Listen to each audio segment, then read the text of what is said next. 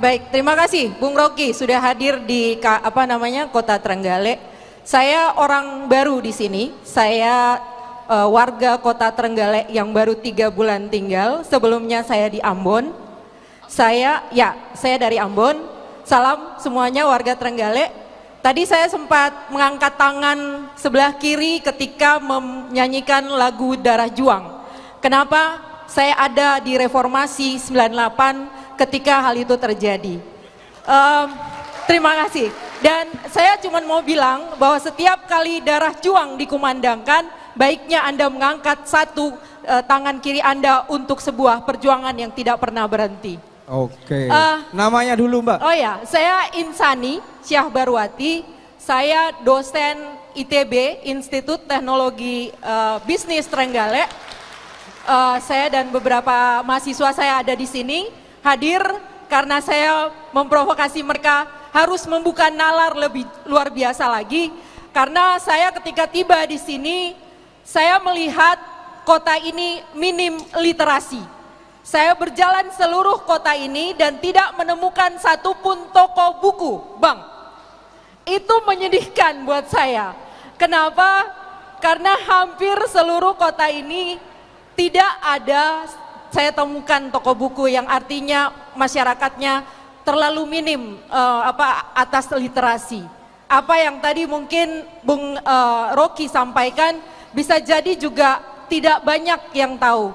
750.000 warga kota Trenggalek itu tidak semuanya hadir saat ini. Bayangkan hanya 0, sekian persen. Artinya tingkat literasi dengan nama besar Anda sebagai Bung Rocky Gerung se-Indonesia itu tidak ada magnetnya di Trenggalek. Makanya saya bilang terima kasih. Terima kasih untuk kabar Trenggalek. Saya apresiasi sekali di usia 3 tahunnya berhasil menghadirkan seorang Rocky Gerung di kota yang kecil ini. Saya mau mengkritisi satu hal, Bung Rocky. Ketika Indonesia di awal pemerintahan Jokowi, kita tahu bersama bahwa semua orang begitu mengeluh-elukan dia sebagai sosok masyarakat bawah yang berhasil duduk di puncak pimpinan presiden. Tetapi 5 tahun terakhir yang terjadi adalah kita semua kecewa terhadap pemerintahan Jokowi selama 10 tahun terakhir.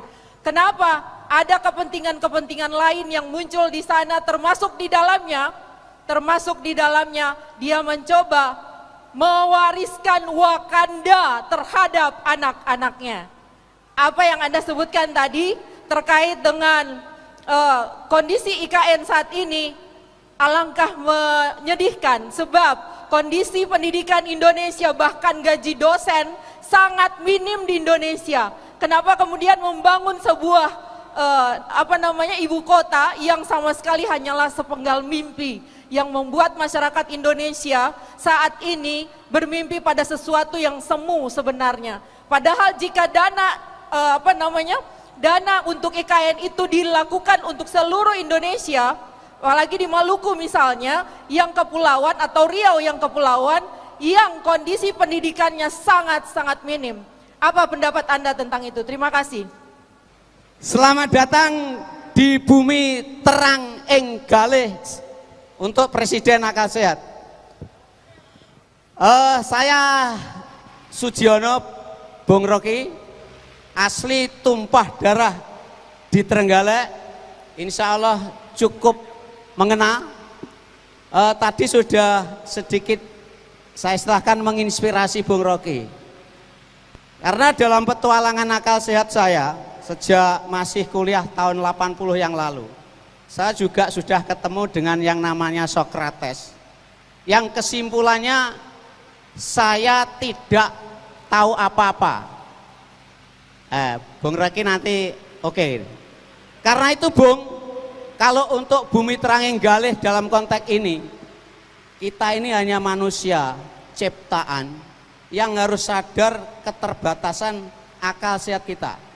Untuk konteks ini nanti saya siap tanda petik Bung, bertarung dengan Rocky Gerung akal sehatnya. Tapi saya tetap menyisipkan kalau orang Trenggalek bilang, Bung, petualangan akalmu belum apa-apa kalau kamu belum ketemu wong lumpuh ngideri jagat. Sehingga sampai pada kesimpulan Sokrates. Nah, ini inspirasinya. Poinnya, saya sudah jadi guru hampir 40 tahun, Bung.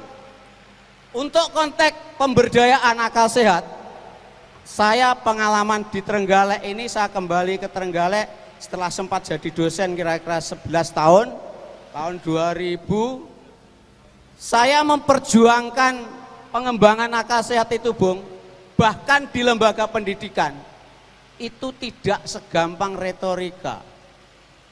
Bahkan di akhir saya sebelum purna, Bang Rocky, aspirasinya anak-anak itu sempat saya kirimkan sampai ke level gubernur, hampir 5 tahun belum diberi solusi. Dalam konteks Trenggalek, saya pesankan di semua level, kalau memang berani jadi pemimpin level apapun, dia harus teruji standar kompetensinya. Itu baku. Karena seperti guru misalnya, Bung, yang bahkan dari menit ke menit sudah ada jadwal yang jelas, itu saja pelaksanaannya masih jauh. Mohon maaf Pak Sugiono, bisa mungkin kepada poin yang pengen disampaikan kepada Bung Rocky supaya... Poin yang ingin saya sampaikan, silakan. Dengan kehadiran Presiden Akal Sehat ini benar-benar berdampak konstruktif dan maujud. Mohon maaf, tidak sekedar retorika. Jadi kalau misalnya nanti akan misalnya Mas Ipin Macung lagi, kita uji betul seberapa kompeten. Dan saya sebagai salah satu yang asli kelahiran sini. Oke, kita sudah tangkap poinnya diri. Untuk Bung Sugiono, satu buah poin sudah disampaikan. Mohon maaf, terima kasih. Ya, terima kasih. Mudah-mudahan nanti ada follow up, Bung Rocky. Oke. Assalamualaikum warahmatullahi wabarakatuh. Selamat sore, salam sejahtera bagi kita semuanya. Perkenalkan Bung Rocky, saya Zurunuska, saya putra asli Trenggalek, gitu.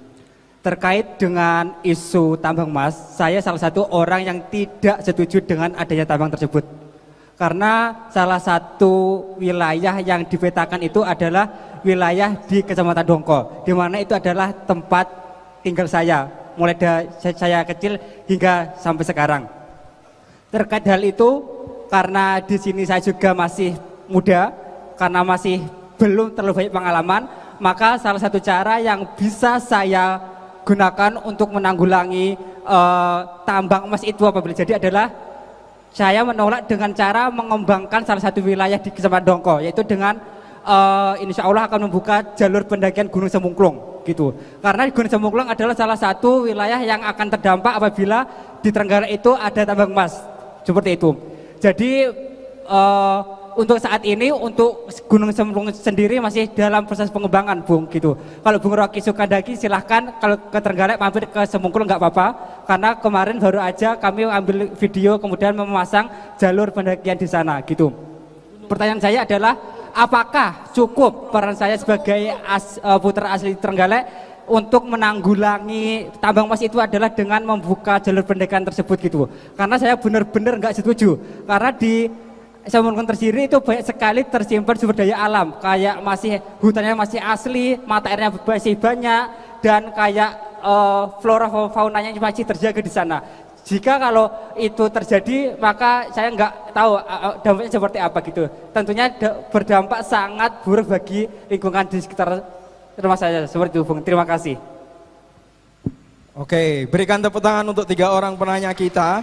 Tanpa bermaksud untuk kemudian mendikte dari para trigger kita yang sore hari ini bersama kita. Saya yang sedikit mengulang, yang pertama mungkin dari dosen ITB Mbak Insani ya.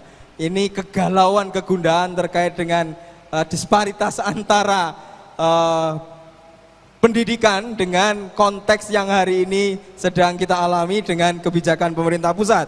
Kemudian dari Pak Sugiono, sang filosof tadi pengen beradu filosofi dengan Bung Rocky, terus kemudian supaya tidak hanya sekedar NATO, dan ini menjadi harapan kita bersama. Terlalu besar harapan kita kalau Bung Rocky kemudian pulang membawa sesuatu yang perubahan besar ini kembali kepada kita tentu. Dan yang terakhir dari kawan Dongko tadi kurang jelas nama yang disebutkan, tetapi kita sudah ambil poinnya bahwa penolakan terhadap tambang emas terutama di wilayah Dongko karena juga ada potensi pendakian Gunung Sengunglung ini wajib untuk kemudian disuarakan dan digelorakan.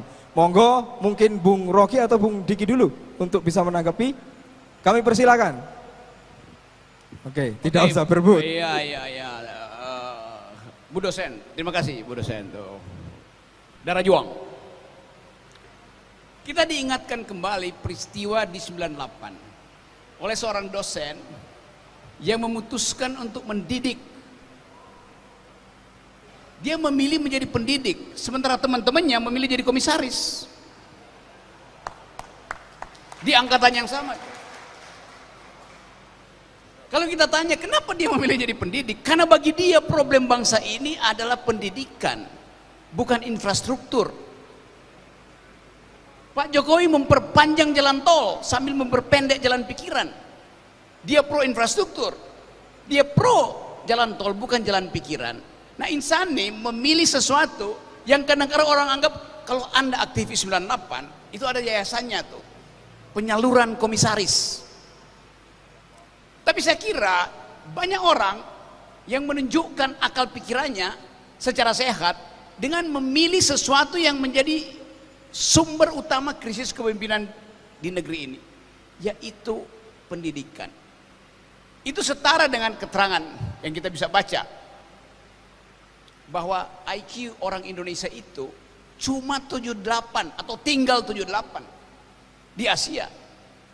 Bagaimana kita mau bersaing bonus demografi kalau otak kita itu tidak mampu tumbuh setajam, sesempurna Singapura misalnya, yang rata-rata IQ-nya 115, atau Vietnam 105.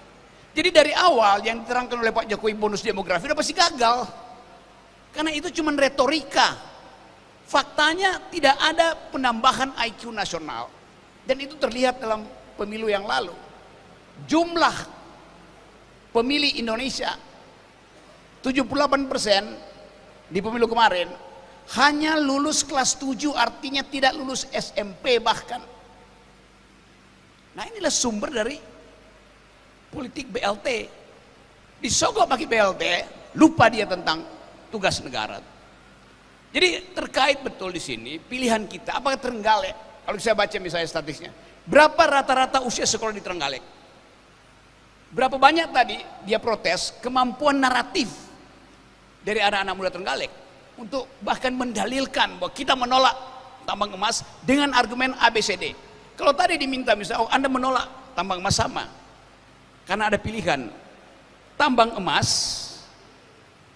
atau jalur pendakian. Saya pengurus panjat tebing Indonesia, saya lebih memilih panjat tebing, jadi saya memilih jalur itu.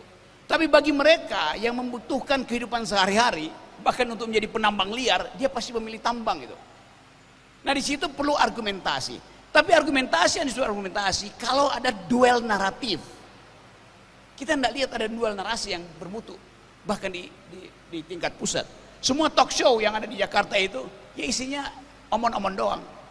Nggak ada poin di situ untuk bertengkar. Jadi saya kira biasakan untuk melatih diri bertengkar.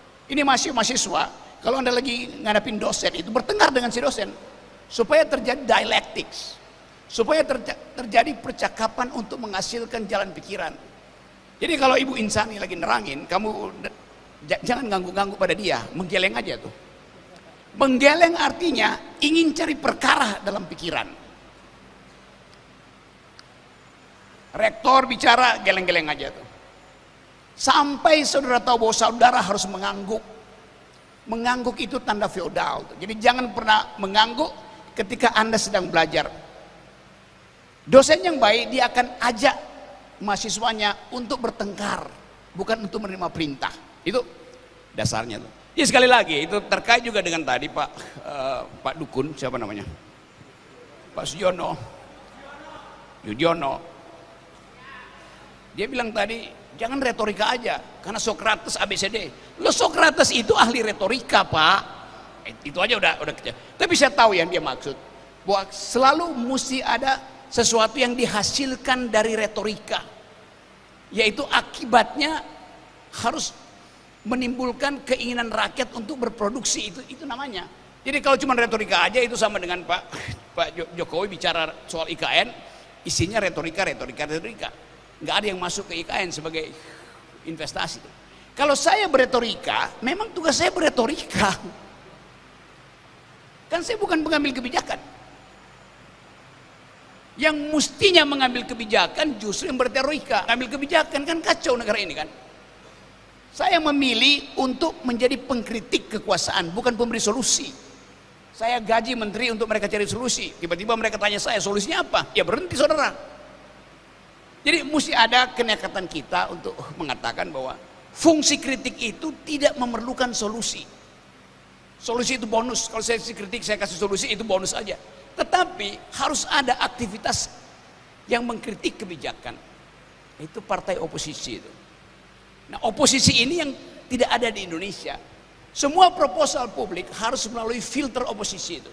Anda mau batu bara, Anda mau nikel, Anda mau segala macam, harus ada yang beroposisi supaya proposal itu datang secara persis. IKN tidak ada oposisi. Kenapa? Karena Pak Jokowi udah putuskan pindahkan IKN. Setelah itu dia bilang silahkan lakukan AMDAL. Lo mestinya AMDAL dulu baru putuskan. Kan itu masalahnya. Sekarang ada problem. Apakah IKN akan laju? Tidak, akan mangkrak itu. Kenapa Prabowo akan pakai uang untuk membeli tempe dari Trenggalek untuk makan siangnya bergizi itu. Bukan untuk membiayai IKN. Jadi poin itu yang kita inginkan. Jadi kita promosikan pikiran supaya kita menghasilkan Trenggalek yang berpikir. Anda bisa pilih. Kalau Anda tidak berpikir, Anda berubah jadi tergolek, bukan Trenggalek. Oke, terima kasih Bung Rocky. Bung Diki mungkin menambahkan dari komentar yang disampaikan Bung Rocky atau juga dari penanya. Ya, saya hanya ingin mengomentari yang pemuda tadi soal mau menjadikan alternatif pendakian. Saya pengusaha ya, saya juga punya tambang batu bara, saya juga pernah main di tambang emas. Apa kelebihan kamu bikin pendakian gunung dibandingin sama tambang emas? Ya, ada mic. Operator mic-nya mungkin bisa digeser. Sudah ada Bung Dikmar? Sudah ada. Saya tantang kamu sekarang.